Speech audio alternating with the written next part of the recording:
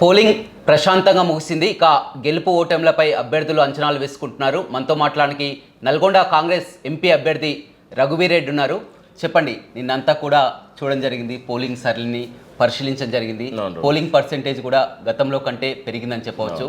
ఎలా ఉందంటున్నారు ఈ పోలింగ్ సరళి? బాగుంది. పోలింగ్ సరళి 74% అయింది రమేష్, మీకు కూడా తెలుసు. చాలా బ్రహ్మాండంగా జరిగింది, వన్ సైడెడ్గా జరిగింది. బీఆర్ఎస్ బీజేపీ సెకండ్ ప్లేస్ కోసం కొట్లాడుకోవటమే తప్ప కాంగ్రెస్కి మన నల్గొండలో ఎప్పటిలాగానే ఈసారి చాలా భారీ మంచి విజయం ఉండబోతుంది. అన్ని నియోజకవర్గాల్లో 7 నియోజకవర్గాల్లో కూడా మంచి మెజారిటీ వస్తుంది. ఈసారి సూర్యాపేట నియోజకవర్గంలో పోయినసారి ఓడిపోయింది ఏదైతే ఉందో అక్కడ కూడా మాకు మంచి మెజారిటీ 30 నుంచి 40,000 మెజారిటీ వస్తుంది. అంటే ఈ పెరిగిన పోల్ పర్సెంటేజ్ ఎవరికి లాభం అనుకుంటారు, ఎవరికి నష్టం అని బేరేజ్ వేసుకుంటారు? పెరిగిన పోల్ పర్సెంటేజ్ తప్పకుండా మేము చూసిన సర్లీలో చూస్తే, ఇప్పుడు నేను సాగర్లో, మిర్యాలగూడలో, హుజూర్నగర్లో ఇవన్నీ పరిశీలించడం తెలుసుకున్నాం కూడా, అవన్నీ కూడా కాంగ్రెస్కే అడ్వాంటేజెస్గా ఉన్నాయి. పెరిగిన పోలింగ్ అంటే అసెంబ్లీ నుంచి చూసుకుంటే మనకు తగ్గింది యాక్చువల్గా, కానీ మనం పోయిన పార్లమెంట్ నుంచి చూసుకుంటే 4% పెరిగింది. తప్పకుండా అదంతా కూడా కాంగ్రెస్కే అడ్వాంటేజెస్ ఇది ఉంది నల్గొండ పార్లమెంట్ పరిధి వరకు. మొత్తం 7 నియోజకవర్గాల్లో నిన్న పోలింగ్ సరళిని పరిశీలించినా కానీ ఒకవేళ మెజార్టీ ఏ నియోజకవర్గంలో ఎక్కువగా అనుకుంటున్నారు? ఎలా? నేను నా పర్సనల్గా అయితే హుజూర్నగర్ నియోజకవర్గంలో అనుకుంటున్నాను. పోలింగ్ కూడా ఎక్కువైంది. వారి పనితీరు కూడా చాలా బాగుంది. అక్కడ కార్యకర్తల ఇది కూడా చాలా బాగుంది. తప్పకుండా హుజూర్నగర్ ఫస్ట్లో ఉంటుంది. మిగిలినవి కూడా అక్కడనే స్వల్ప తేడాతోనే మంచి మెజార్టీలు సాధిస్తాయి. దాదాపు మొత్తం ఒక 50 రోజుల పాటు అనుకుంటారు చూడడం జరిగింది. మొత్తం కూడా మండు టెండన్ సైతం లెక్క ఎండలు కూడా చాలా విపరీతంగా ఉదయం, మధ్యాహ్నం, సాయంత్రం తీరా ఎలా ఉంది. తర్వాత పోలింగ్ పర్సెంట్కి వచ్చేసరికి మనం అనుకున్న విధంగా వాతావరణం అనుకూలించడం కూడా ఇది లాభించే విషయం అనుకో. తప్పకుండా వాతావరణం లాస్ట్ 1 వీక్లో అనుకూలించడం అనేది, లేకపోతే మేము 60 నుంచి 70% మించదనుకున్నాం. కానీ పోలింగ్ సరళి పెరిగేదానికి వాతావరణం లాస్ట్లో సహకరించడం అదే ముఖ్యంగా పోలింగ్ సరళిని పెంచింది అనుకోవచ్చు. అదేవిధంగా మీ సెకండ్ పొజిషన్, మీ ప్రత్యర్థి అయినా కానీ మీరు మొదటి నుంచి కూడా చెప్తున్నారు వన్ సైడ్ అని అంటున్నారు. సెకండ్ పొజిషన్ బీజేపీ అనుకోవచ్చా, బీఆర్ఎస్ అనుకోవచ్చా? దాని మీద నేను అంచనా ఉన్నా కానీ అంచనా వేసి చెప్పదలుచుకోలేదు. అయినా వాళ్ళు ఏదైనా సెకండ్ పొజిషన్ కోసమే కొట్లాట, సరే చెప్పొచ్చులే. కానీ బీఆర్ఎస్ఏ సెకండ్ పొజిషన్లో ఉంటుంది. బీఆర్ఎస్కే కార్యకర్తలు ప్రతి గ్రామంలో కూడా ఉన్న పార్టీ.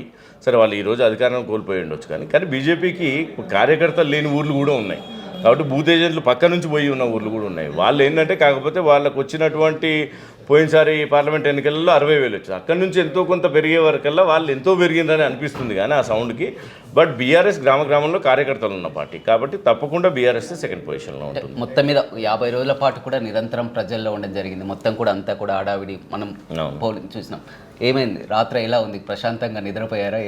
ఇంకా లేదు, ఈరోజు రాత్రి చూడాలి.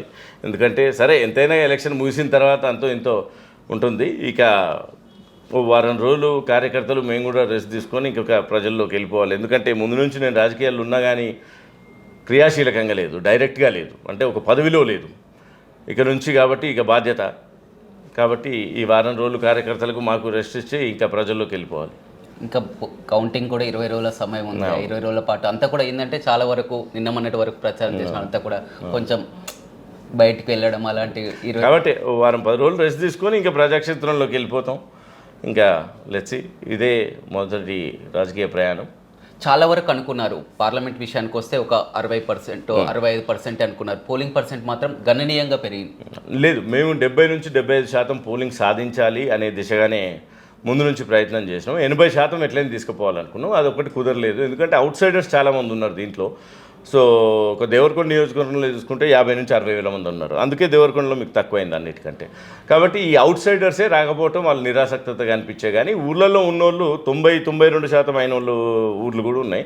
ఊళ్ళో ఇక్కడ ఉన్న వాళ్ళు మాత్రం మ్యాక్సిమం పోలింగ్ జరిగింది. మన దగ్గర నుంచి సిటీ దగ్గర కాబట్టి సిటీకి వెళ్ళిన వాళ్ళు ఉన్నారు కాబట్టి కొంచెం పోలింగ్ ఇచ్చాం. మేము ముందు నుంచి ఈ మాత్రం 70% సాధిస్తాం ఎట్టి పరిస్థితుల్లో అని మేము ఎక్స్పెక్ట్ చేసాం. కాబట్టి అనుకున్నట్టే సాధించాం. కానీ రఘువీర్ రెడ్డి పెద్ద ఎత్తున విపరీతంగా ఖర్చు పెట్టారు. ఒక 100 కోట్ల వరకు కూడా నల్గొండ లోక్సభపై ఖర్చు పెట్టారని కూడా ప్రచారం జరుగుతుంది. ఇంకా అదే చెప్తా ఉంటారు. ఇక ప్రతిపక్షాలు ఓడిపోయే వాళ్ళు ఏదైనా చెప్తారు, గెలిచిన వాళ్ళు ఏదైనా చెప్పొచ్చు. ఇవన్నీ కామన్ కదా. సో కామన్ ఆరోపణలన్నీ, ఈ ఆరోపణలకు ఏముంటాయి? మొదటి నుంచి కూడా పదే చెప్తున్నారు నల్గొండ పార్లమెంటు అత్యధిక మెజార్టీ సాధించడం ఖాయమని కూడా మంత్రులు కోమటిరెడ్డి వెంకటరెడ్డి కానీ, ఉత్తమ్ కుమార్ రెడ్డి కానీ, జానారెడ్డి కానీ పదే చెప్తున్నటువంటి పరిస్థితి. మీరు ఆ అంచనాని రీచ్ అవుతారనుకుంటున్నారు? తప్పకుండా రీచ్ అవుతాం. మేము ముందు నుంచి కూడా అంచనాలు ఎందుకు ఉండేనంటే ఇక్కడ ఉన్నటువంటి నాయకత్వం, బలంగా పెద్ద నాయకత్వం నుంచి గ్రామ స్థాయి వరకు బలంగా ఉన్న నాయకత్వం. మొన్ననే అసెంబ్లీ ఎన్నికలనే ఇక్కడ 3 లక్షల మెజార్టీ సాధించినాం. ఆ తర్వాత పార్టీ ఇంకా బలపడ్డది, గవర్నమెంట్ వచ్చింది. కాబట్టి ఆ పరిస్థితులన్నీ మాకు అనుకూలిస్తాయి. కాబట్టి మేము ఆ మెజార్టీని, పాత మెజార్టీని నిలబెట్టుకుంటూ కొత్తగా కూడా సాధిస్తామని ధీమా మాకు అందుకే ఉంటుంది. ఇందాక మీరు అన్నట్లు కూడా 7 నియోజకవర్గాల్లో 6 నియోజకవర్గాలు మీ ఎమ్మెల్యేలే ఉన్నారు. సూర్యాపేటలో ఏ విధంగా, సూర్యాపేటలో మీకు అక్కడ చూడడం జరిగింది, మాజీ మంత్రి 10 ఏళ్ళు పనిచేసినటువంటి జగదీష్ రెడ్డి ఉన్నారు, అతను కూడా ప్రెస్టేజ్గా తీసుకున్నారు. అక్కడ మెజార్టీ ఎలా ఉండబోతుందని? అక్కడ కూడా 30 నుంచి 40 వేల మెజార్టీ తప్పకుండా రాబోతుంది. ఎందుకంటే పోయినసారి బీజేపీ అక్కడ సంకినేని వెంకటేశ్వరరావు గారు ఆయన చీల్చిండ్రు. ఇప్పుడు ఆయన క్యాండిడేట్ కాదు కాబట్టి ఆ విధంగా కూడా ఓట్లు పోతాయి. లాస్ట్ టైం ఒటజానయ్య గారు ఒక 13,000 తీసుకున్నారు. అది కూడా ప్రభుత్వ వ్యతిరేకత ఓటే అటు పోయింది. కాబట్టి ఆ ప్రభుత్వ వ్యతిరేకత ఓటు మాకు వస్తూ ఇప్పుడు ప్రభుత్వం ఏర్పడిన తర్వాత డెఫినెట్గా కొంచెం అనుకూల వాతావరణం ఏర్పడుతుంది పార్టీకి. కాబట్టి ఆ అనుకూలత కూడా కలిసి వచ్చి తప్పకుండా మాకు 30 నుంచి 40 వేల మెజార్టీ సూర్యాపేటలో తప్పకుండా సాధిస్తాం. మనం చూస్తాం కదా, ఇంకేముంది 20 రోజులు. అంటే ఒక సూర్యాపేటలోనే 30 నుంచి 40 వేలు అంటున్నారు. అదేవిధంగా మొత్తం మిగతా మీ నియోజకవర్గాన్ని నల్గొండ అంటున్నారు. దాదాపుగా చూస్తే మొత్తం ఎంత వరకు మెజార్టీ అంటే ఏదైనా ఇప్పుడు మాట్లాడితే ఏంటంటే అది ఒక ఓవర్ కాన్ఫిడెన్స్ లాగా ఏదైనా ఇప్పుడు మాట్లాడితే ఏంటంటే అది ఒక ఓవర్ కాన్ఫిడెన్స్ లాగా కాన్ఫిడెంట్. తప్పకుండా మన వాళ్ళు అందరూ చెప్పినట్టు ఎమ్మెల్యే ఎలక్షన్స్లో మేము సాధించిన మెజారిటీ అందరినీ ఎమ్మెల్యేలు కలుపుకుంటే ఏదైతుందో దానికంటే ఎంత ఉంది ఎమ్మెల్యేలు అంతా అందరికీ కలుపుకుంటే 290 ఉంది, 2,90,000 చేంజ్ ఉంది. నియర్లీ 3 అనుకోండి, అంతకంటే ఎక్కువ తప్పకుండా వస్తుంది. అదేవిధంగా మరొక నియోజకవర్గానికి విషయానికి వస్తే ఉమ్మడి నల్గొండ జిల్లాలో భువనగిరి పార్లమెంట్ నియోజకవర్గం. భువనగిరి పార్లమెంట్ నియోజకవర్గంలో కాస్త బిగ్ ఫైట్ కొనసాగింది. నల్గొండలో ఉన్నా కానీ భువనగిరిలోకి వచ్చేసరికి కూడా చాలా బిగ్ ఫైట్. భువనగిరిపై మీ అంచనా? భువనగిరిలో తప్పకుండా 50,000 పైచిలకు మెజార్టీతో చామల కిరణ్ సాధిస్తాడు. అక్కడ కూడా జరిగిన ఇదేంటంటే అదే ముందు బీజేపీ లేదు. బీజేపీ లేని దగ్గర, ఏదైనా పార్టీ లేని దగ్గర ఏమైందంటే అది పోటీలోకి అనూహ్యంగా వచ్చే వరకల్లా వాళ్ళు పెద్ద శక్తిగా ఎదిగిపోయినట్టు కనిపిస్తుంది.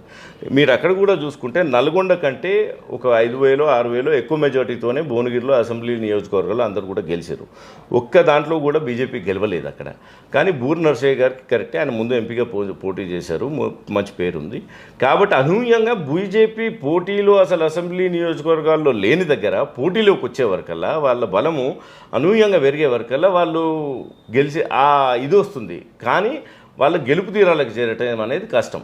కాబట్టి అక్కడ బీజేపీ 2వ స్థానంలో ఉంటుంది, బీఆర్ఎస్ 3వ స్థానంలో ఉంటుంది. గెలవబోయేది చామల కిరణే, కాంగ్రెస్ పార్టీ అభ్యర్థి. రాష్ట్ర వ్యాప్తంగా ఎలా ఉండబోతుంది? 17 పార్లమెంటు స్థానాల్లో కూడా కాంగ్రెస్ పార్టీ డెఫినెట్గా మేము 10 నుంచి 14 స్థానాలు గెలుచుకోబోతున్నాం పార్లమెంట్లో. ఎందుకంటే కొన్ని నేరో మార్జిన్స్లో ఉన్నాయి. కాబట్టి 10 నుంచి 14 స్థానాలు తప్పకుండా కాంగ్రెస్ పార్టీ గెలుచుకుంటుంది. దేశ స్థాయిలో కూడా బీజేపీ అనుకున్న నెంబర్లు ఇవన్నీ తప్పు. అనూహ్యంగా మార్పులు వచ్చాయి దేశంలో కూడా, బీహార్లో, ఉత్తరప్రదేశ్లో అన్ని.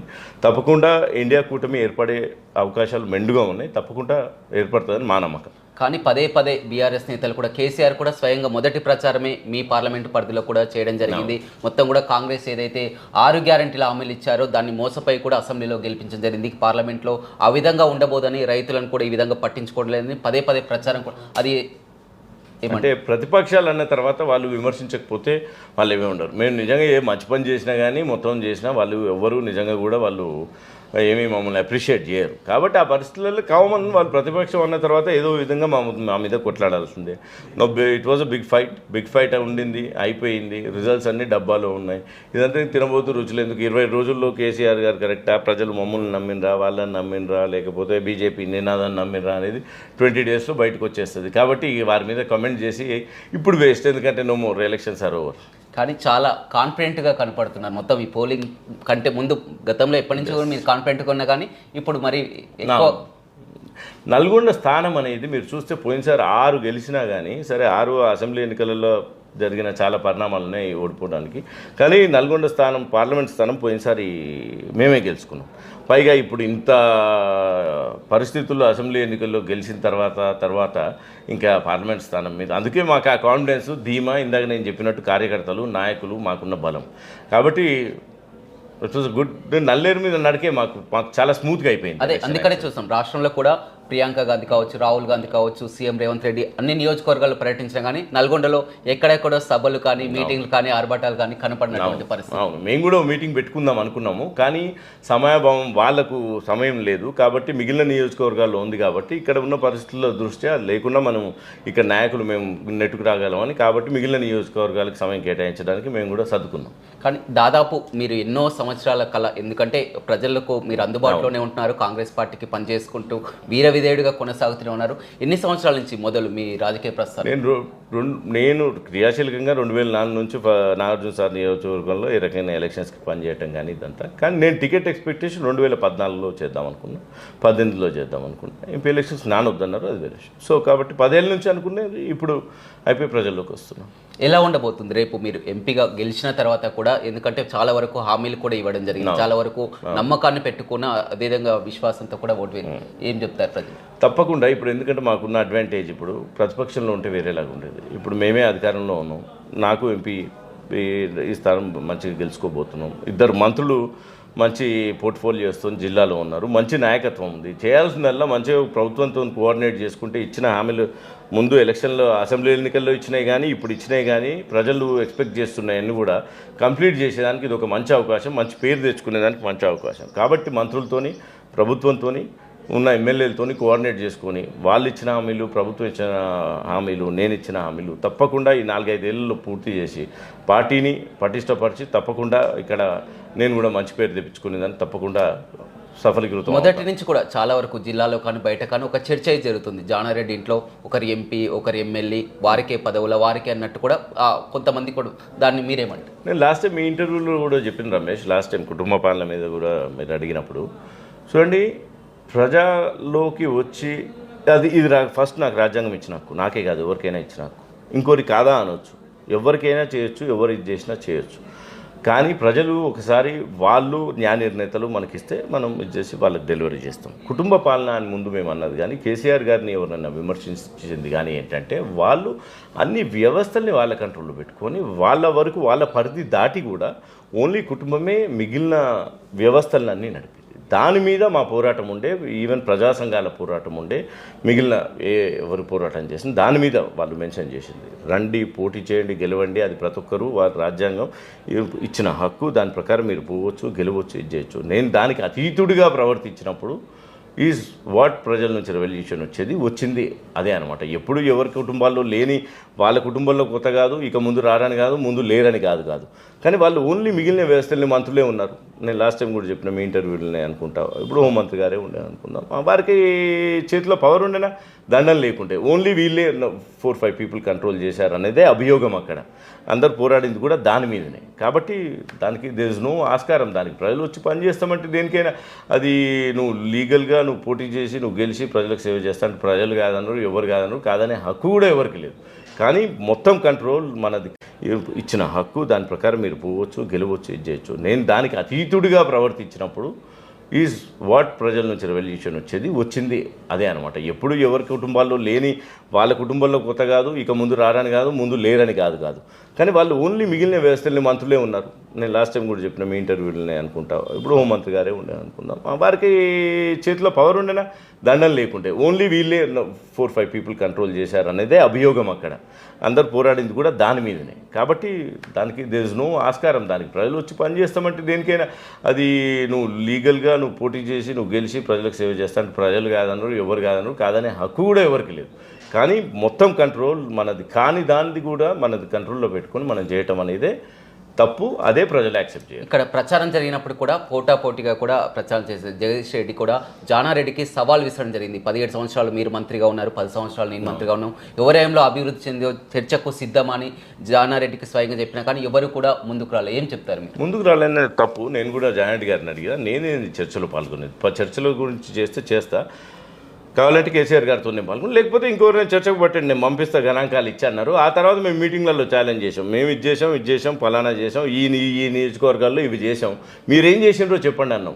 మళ్ళీ వాళ్ళు కౌంటర్గా కనీసం అవును మేము ఈ జిల్లాలో ఇది చేసాం, ఎన్ని ఎకరాలకు మీరు కొత్తగా సాగునీరు ఇచ్చిండ్రు, ఎన్ని ఎకరాలకు మీరు ఎన్ని లిఫ్టులు చేసిండ్రు, ఎన్ని ఇవి అంటే మీ గణాంకాలు మీరు చెప్పండి అన్నాం. కానీ వాళ్ళు చెప్పలేదే. మేము ఇవి చేసాం అని చెప్పాము.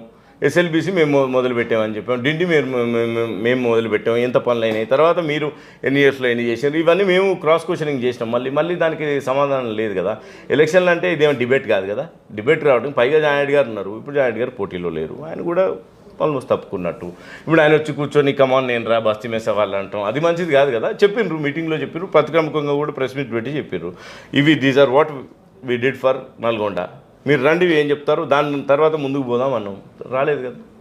సరే ఎలక్షన్స్ ఆర్ ఓవర్ కాబట్టి, ఇంకోటి ప్రజలకు తెలుసు కాబట్టి మమ్మల్ని కూడా అంతమంది ఎమ్మెల్యేలు గెలిపించారు, ఊరికే ఉట్టిగా అయ్యారు కదా ఓట్లు, ఇప్పుడు కూడా అందుకే గెలిపిస్తుండ్రు. రేపు మేము డెలివరీ చేస్తే మేము కూడా చేసింది ఇలా అని చెప్తాం, కానీ ఎవరు ఎక్కువ చేసిండ్రు అని ఉట్టిగానే అన్నారు, కానీ మేము ఫలానా చేసామని ఎక్కడ నన్ను అన్నారు, మీరు తెచ్చింది ఎక్కువ మేము తెచ్చింది ఎక్కువ అన్నారు, కానీ మేము ఫలానా చేసామని ప్రతి ఒక్కటి పేరుతోని ఇన్ని ఎకరాలు, ఇంత విస్తీర్ణం, ఇన్ని రోడ్లు, ఇట్లా ప్రతి ఒక్కటి చెప్పుకుంటూ పోయినాం. వాళ్ళు గాల్లో అన్నారు తప్ప గణాంకాలు చెప్పొచ్చుగా. మీకు గుర్తుంటే పోయినసారి బై ఎలక్షన్లలో నాగార్జున సాగర్ అభివృద్ధి గురించి కూడా ఛాలెంజ్ చేస్తే జానారెడ్డి గారు నామినేషన్ తర్వాత మీటింగ్లో గణాంకాలతో చెప్పారు. ఏది అందరు ఎక్కువగా చెప్పుకునే సిద్దిపేట, సిరిసిల్ల, లేకపోతే గజ్వేల్, వాటిని కూడా కంపేర్ చేస్తూ ప్రతి ఒక్కటి గణాంకాలతో ఎక్స్ప్లెయిన్ చేశారు. దాన్ని కూడా డిబేట్ రాలేదు. ఊరికే డిబేట్ అని ఊరికే ఇట్లా అనేయటం వేరు, కానీ రియల్ నెంబర్స్కి వచ్చినప్పుడు తెలుస్తుంది. We are confident on that. అదేవిధంగా మీకు పక్క రాష్ట్రాలతో కూడా సంబంధాలు ఉన్నటువంటి ఏపీ సిచ్యువేషన్ కూడా మీరు అబ్జర్వ్ చేస్తుంటారు, ఎలా ఉండబోతుంది అనుకున్నారు ఏపీలో? అంటే దాని మీద మనం స్పందించకపోవడం మంచిది, కానీ అక్కడ కొంచెం గొడవలు జరిగినాయి, అవన్నీ కాకపోతే మంచిగా ఉండేది. ఓకే, ఇరు పార్టీలకు all the best. Let's see ఎవరు గెలుస్తారో. 20 రోజులు ఉంది, వి విల్ సీ. ఎందుకంటే పక్క పార్టీలు అక్కడ, కానీ కాంగ్రెస్లో పుంజుకోబోతుంది. కాంగ్రెస్ ముందు లేదు కదా, షర్మిల గారు గెలవబోతున్నారు, మేము ఒక 2 స్థానాల్లో మా ఎమ్మెల్యేలు కూడా గెలవబోతున్నారు. Restart in Andhra for Congress అనేది అవ్వబోతుంది, అది మాత్రం షూర్. కానీ తెలంగాణలో కూడా ఒక చర్చ జరుగుతుంది పదే ఈ ఎన్నికల ఫలితాల తర్వాత కూడా ఏదో జరగబోతుంది, బీజేపీ ఎక్కువ స్థానాలు ఇట్లా వచ్చినట్లయితే కాంగ్రెస్ ప్రభుత్వం మనుగడ కూడా కష్టమే అని కూడా ఒక కాంగ్రెస్ ప్రభుత్వం ఇప్పుడే కాదు, వచ్చే ఎన్నికలు కూడా తప్పకుండా గెలుస్తుంది. మేము ఇచ్చిన ప్రతి హామీని నెరవేరుస్తాం. 15 ఆగస్టు లోపల మేము 15 ఆగస్టు లోపల మేము రుణమాఫీ కూడా చేయబోతున్నాం. ఈ ప్రభుత్వం ప్రజల కోసం పనిచేస్తుంది, మళ్ళీ కూడా గెలవబోతుంది. కూల్చడం అంత ఈజీ కాదు. ముందంటే కొంచెం ఆదమర్చి ఉన్నప్పుడు, ముందు ఇట్లాంటివి జరిగినప్పుడు చేసేయగలిగినారు. బీజేపీ ప్రభుత్వం కూడా మీద ఉండబోదనేది నా ప్రగాఢ నమ్మకం. ముందు రోజులో అలా ఉండటం కష్టం.